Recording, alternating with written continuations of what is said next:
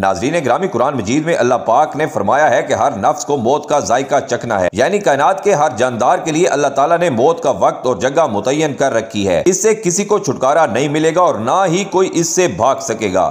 اس لیے ایک دن شیطان ابلیس کو بھی موت آئے گی، لیکن وہ دن کون سا ہوگا؟ کون ابلیس کو موت دے گا؟ کیا شیطان کو نزاع کے عالم میں تکلیف ہوگی؟ شیطان کی قبر کہاں بنائی جائے گی؟ شیطان کتنے عرصے تک موت کی نیند سویا رہے گا؟ آج کی اس ویڈیو میں ہم ان تمام سوالوں کے جوابات قرآن و حدیث کی روشنی میں آپ تک پہنچانے کی کوشش کریں گے، لہٰذا اس قیمتی اور معلوماتی ویڈیو کو شروع سے لے کر آخر تک بغیر سکپ کیے ضرور دیکھیے گا۔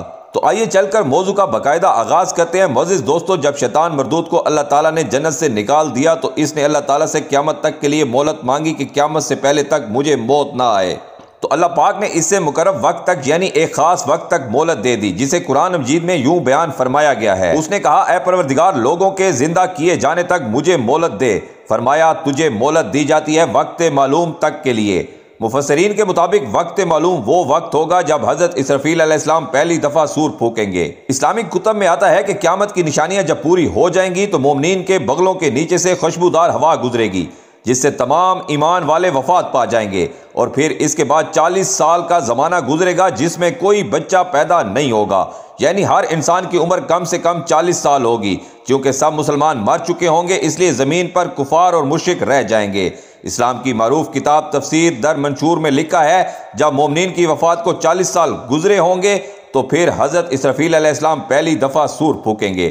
شروع میں اس کی آواز نہایت کم ہوگی کہ لوگ کان لگا کر سنیں گے، پھر یہ بڑھتی بڑھتی اس قدر زیادہ ہو جائے گی کہ کانوں کے پردے پھٹ جائیں گے اور ان کے نتنوں سے خون بہنا شروع ہو جائے گا اور لوگ مر جائیں گے، انسان، جن، فرشتے، یہاں تک کہ ابلیس کو بھی اس وقت موت آ جائے گی۔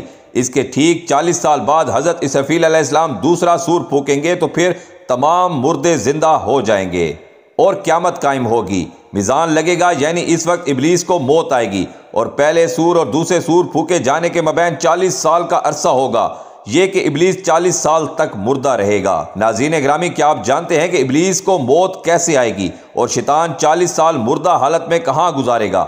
اس سلسلے میں حضرت کعب رضی اللہ تعالیٰ عنہ کی ایک مشہور روایت ہے کہ حضرت کعب رضی اللہ تعالیٰ عنہ فرماتے ہیں کہ جب ابو البشر یعنی حضرت آدم علیہ السلام کی وفات کا وقت آیا تو وہ پریشان ہو گیا اور اللہ پاک سے عرض گزار ہوئے کہ اے اللہ، میری موت سے میرا ازلی دشمن بہت خوش ہوگا، کیونکہ میں مرنے والا ہوں اور وہ قیامت تک زندہ رہے گا۔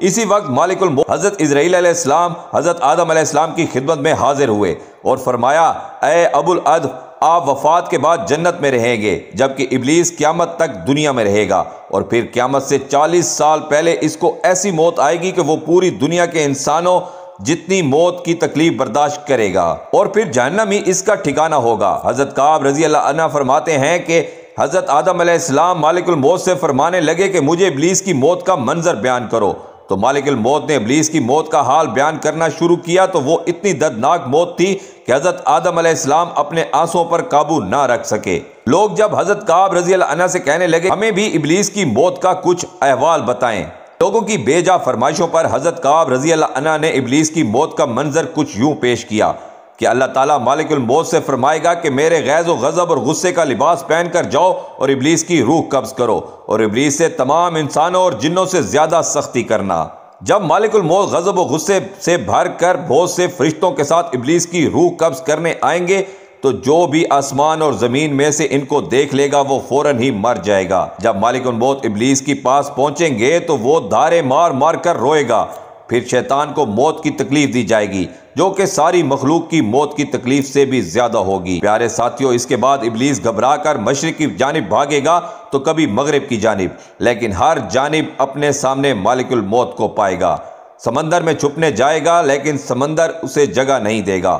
شیطان آسمان کی طرف بھاگے گا تو وہاں مقرب فرشتے اس کو آگ کے کوڑے ماریں گے، جس کے بعد شیطان حضرت آدم علیہ السلام کی قبر پر جائے گا اور حضرت آدم علیہ السلام کی قبر کے پاس کھڑا ہو کر کہے گا کہ اے آدم، تمہاری وجہ سے میں ملعون و مردود بنا، کاش کہ تم پیدا ہی نہ ہوتے۔ پھر مالک الموت سے کہے گا کہ کتنی سختی اور تکلیف کے ساتھ میری جان نکالو گے؟ تو فرمائیں گے جتنے لوگ جہنم میں ہیں ان سب کی موت سے کہیں زیادہ تکلیف اور سختی کے ساتھ۔ یہ سن کر ابلیس تڑپنے لگا اور چیختا چلاتا ادھر ادھر بھاگے گا اور اس جگہ پہنچ جائے گا جہاں سے اس نے جنت سے نکلنے کے بعد پہلا قدم رکھا تھا۔ وہ جگہ آگ کے انگارے کی طرح سرخ ہوگی، زمین چنگاری کی طرح ہو جائے گی، یہاں تک کہ زبانیہ نامی فرشتوں کی جماعت شیطان کو گھیر لے گی اور یہ فرشتے شیطان کو زنبوروں اوڑوں سے چیریں گے جب تک اللہ پاک چاہے گا۔ اس وقت تک ابلیس حالت نزاع اور موت کے غصے کا شکار رہے گا۔ انہی جہنمی گڑھوں میں ابلیس 40 سال تک مردہ رہے گا، یہی اس کی قبر ہوگی۔ پھر 40 سال بعد دوبارہ حضرت اسرافیل علیہ السلام سور پھونکیں گے تو تمام مردے زندہ ہو جائیں گے اور حساب و کتاب کا عمل شروع ہوگا۔ پیارے دوستو، بے شک اس دنیا کی ہر شے فنا ہونے والی ہے، اگر کسی کو دوام ہے تو وہ صرف اور صرف اللہ پاک کی ذات بابرکت ہے۔ ہمیں ہر وقت تیار رہنا چاہیے، کیا پتہ کسی وقت کون سی گھڑی ہماری اس دنیا میں آخری ہو اور پھر ہمارے پچھتاوے کے علاوہ کچھ باقی نہ رہے۔ لیکن اس بات کو بہت پچھتاوے اور دکھ کے ساتھ کہنا پڑتا ہے کہ ہم ہمارے پیارے نبی صلی اللہ علیہ وآلہ وسلم کی امت میں سے ہیں، اس لیے خوش قسمتی سمجھتے ہیں، لیکن اپنے گریبان میں جھانکنے کی ضرورت ہے، اپنا تجزیہ کرنے کی ضرورت ہے، اپنا احتساب کرنے کی ضرورت ہے کہ ہم نبی پاک محمد مصطفیٰ صلی اللہ علیہ وآلہ وسلم کی تعلیمات پر کتنے عمل پیرا ہیں، قرآن پر کتنا عمل کرتے ہیں۔ رات کو سونے سے پہلے تھوڑی دیر کے لیے اپنا احتساب ضرور کیا کریں کہ آج صبح سے لے کر شام تک آپ نے اللہ تعالیٰ کی کتنی نافرمانی کی ہے، کتنی فرما برداری کی ہے، اور اس بات کا عہد کر لیا کریں کہ جو آج کے دن مجھ سے خطا ہوئی وہ کل نہیں کروں گا۔ انشاءاللہ وہ دن دور نہیں کہ جب آپ کی زندگی بدل جائے گی اور آپ دین حق کی راہ پر چل پڑیں گے۔